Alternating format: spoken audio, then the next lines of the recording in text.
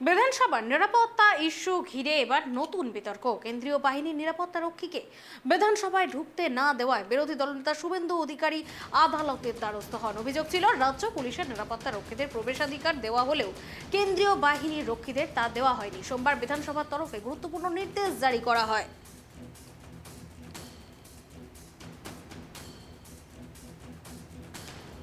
এখন থেকে মন্ত্রী, বিধায়ক সহ কোনো জনপ্রতিনিধির নিরাপত্তা রক্ষী বিধানসভার ভেতরে প্রবেশ করতে পারবেন না।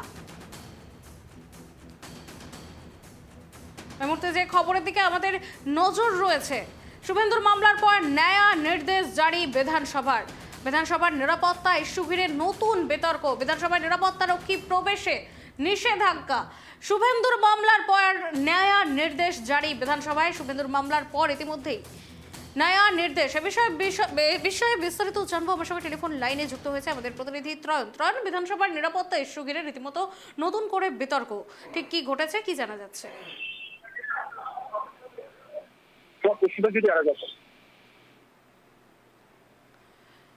ত্রয়ন, তোমার কাছে জানতে চাচ্ছি যে বিধানসভার নিরাপত্তা ইস্যু ঘিরে নতুন করে বিতর্ক, ঠিক কি জানা যাচ্ছে?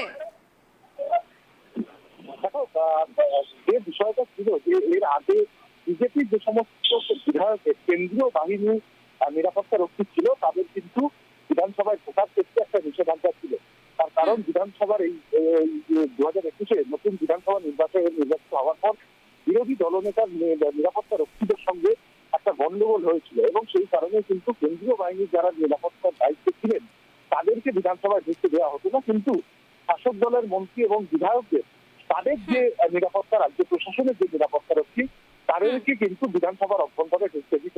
এই নিয়ে বেশ দীর্ঘদিন ধরেই একটা বিতর্ক চলছিল এবং এই বিষয়ে বিরোধী দলনেতা তিনি আদালতে মামলাও করেন এবং সেই মামলার পরিপ্রেক্ষিতে বিচারপতি জানিয়েছিলেন যে বিধানসভার নিরাপত্তার ক্ষেত্রে বিধানসভাই যথেষ্ট এবং এর পরিপ্রেক্ষিতে যেটা নতুন সিদ্ধান্ত হয়েছে, অর্থাৎ এই যে বিশেষ অধিবেশন 3 দিনে শুরু হয়েছে সেখানে যে সিদ্ধান্ত নেওয়া হয়েছে যে কেন্দ্রীয় বাহিনীর নিরাপত্তা রক্ষীরা যেমন আগে ঢুকতে পারতেন না, এখানে কিন্তু রাজ্য প্রশাসনের যারা নিরাপত্তার দায়িত্বে ছিলেন মন্ত্রী এবং বিধায়কের তাদেরও কিন্তু বিধানসভার ভেতরে আগ্নেয়াস্ত্র নিয়ে প্রবেশের ক্ষেত্রে নিষেধাজ্ঞা জারি করা হয়েছে এবং তারাও কিন্তু মন্ত্রী বা বিধায়কের সঙ্গে তারা কিন্তু বিধানসভার ভেতরে ঢুকতে পারবেন না।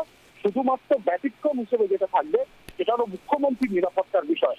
তার কারণ রাজ্যের তিনি প্রশাসনিক প্রধান, তার নিরাপত্তার বিষয়টি যথেষ্ট গুরুত্বপূর্ণ এবং সেই কারণে শুধুমাত্র মুখ্যমন্ত্রী নিরাপত্তা রক্ষী ছাড়া বিধানসভার অভ্যন্তরের বিরোধী দলের বিধায়কদের এবং পাশাপাশি রাজ্যের যে সমস্ত মন্ত্রী এবং বিধায়করা রয়েছে তাদের নিজেদের যে নিরাপত্তা রক্ষী তাদেরকে কিন্তু সঙ্গে নিয়ে বিধানসভার অভ্যন্তরে ঢুকতে পারবে না, এই মর্মে কিন্তু নির্দেশ জারি হয়েছে আজকে থেকে।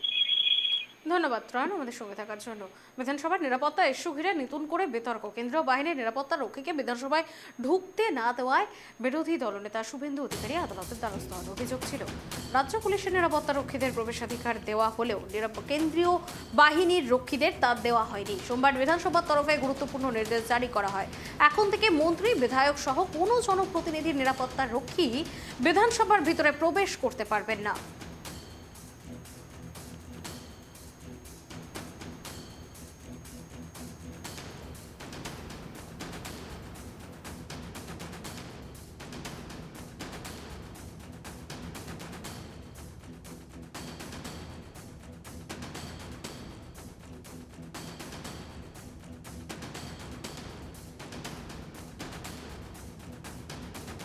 পশ্চিমবঙ্গ বিধানসভাতে একটা এমন ঘটনা ঘটেছিল যাতে আপনারা সাংবাদিকরা আমার কাছে অভিযোগ করেছিলেন যে বিরোধী দলের নেতা তিনি যখন পৌরনিগতে ঢুকছিলেন আপনারা তাকে কিছু জিজ্ঞাসাবাদ করছিলেন, তখন তাদের ওপরে যারা সিআরপিএফের সিকিউরিটি গার্ড ছিল তারা এমনভাবে আক্রমণ করেছে এবং তাদের বন্দুকের পেছনটা দিয়ে গুঁতো মেরেছে, অনেকে ইনজিওর্ড হয়েছিল। আমার কাছে একটা চিঠি আপনারা দিয়েছিলেন।